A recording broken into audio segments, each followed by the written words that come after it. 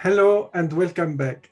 I hope that you had some relaxing time during the month of August and that you enjoyed some outdoor activities along with some mindful and quiet moments.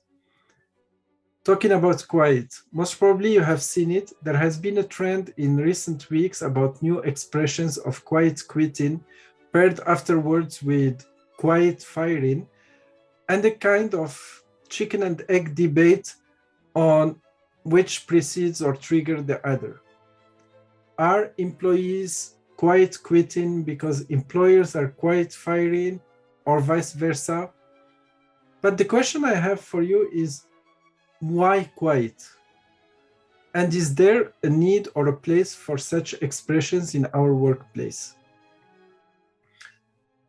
Today, 31st of August, and I don't know about you, but for me, September, which starts tomorrow, has been always since my school days, a symbol of a new beginning, of a new start.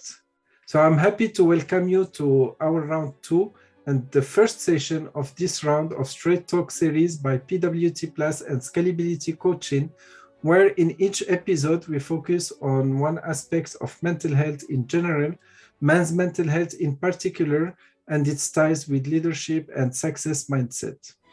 I'm Youssef Skalli, professional empowerment coach and mental health advocate, founder and CEO of SKALLIbility Coaching, coach and mentor experts at PWT Plus, a division by Powerful Women Today.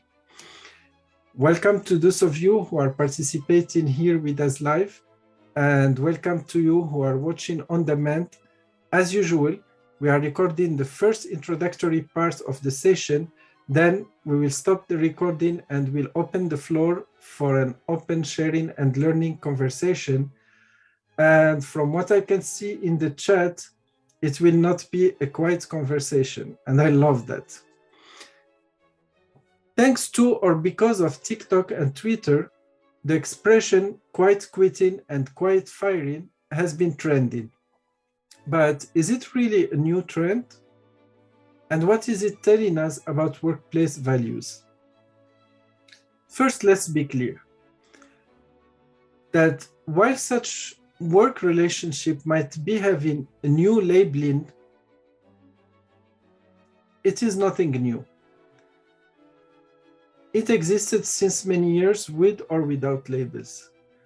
Some employees, and I heard that in the past, might have called it silent resignation or on-the-job retirement.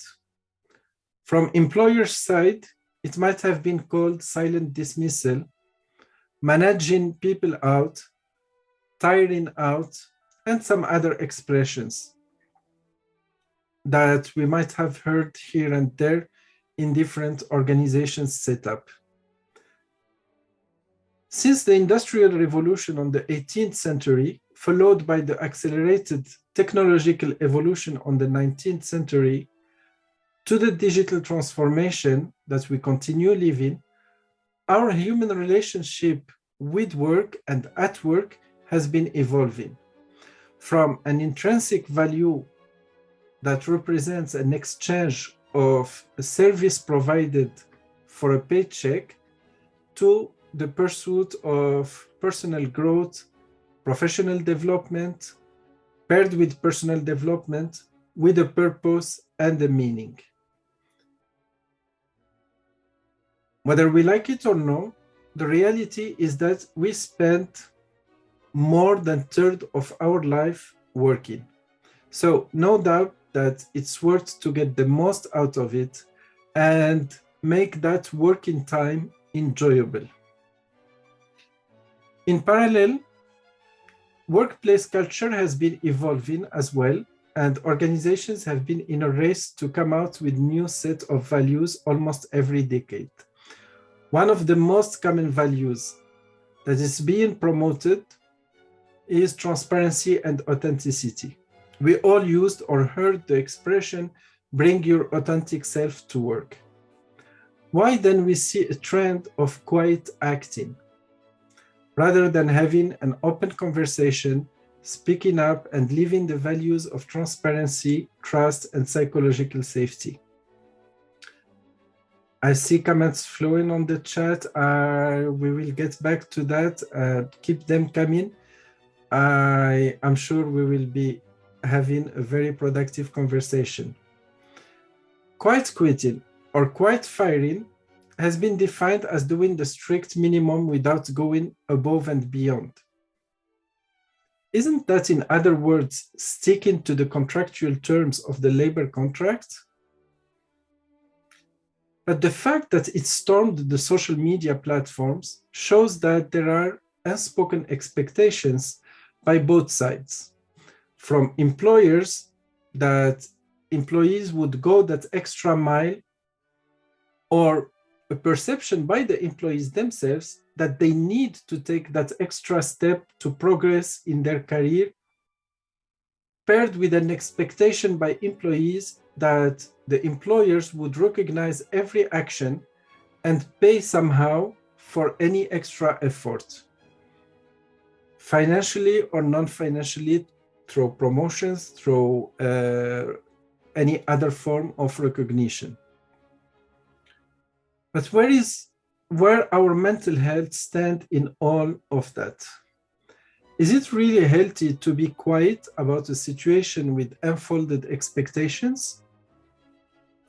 Not only this can increase the stress and the frustration on both sides, but it nurtures a foundational environment for a continuous passive aggression.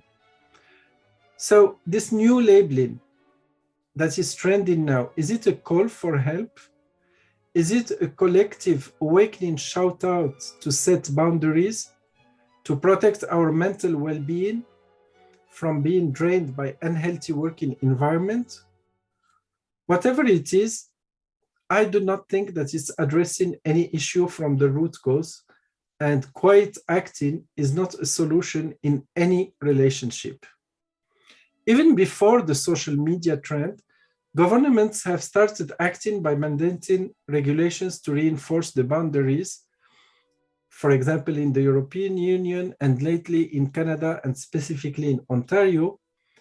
But this provides a legal frame. But what about our human values and professional ethics in all of that? If you are in an environment where you find yourself drawn to be quiet, how sustainable is that? Why not speaking up and having that open conversation where you give and receive feedback? We would love to hear from our participants and exchange our views on that. For those of you watching on demand, please feel free to share your comments, your opinions, or questions on the comments section below, and we will address them afterwards. Thank you.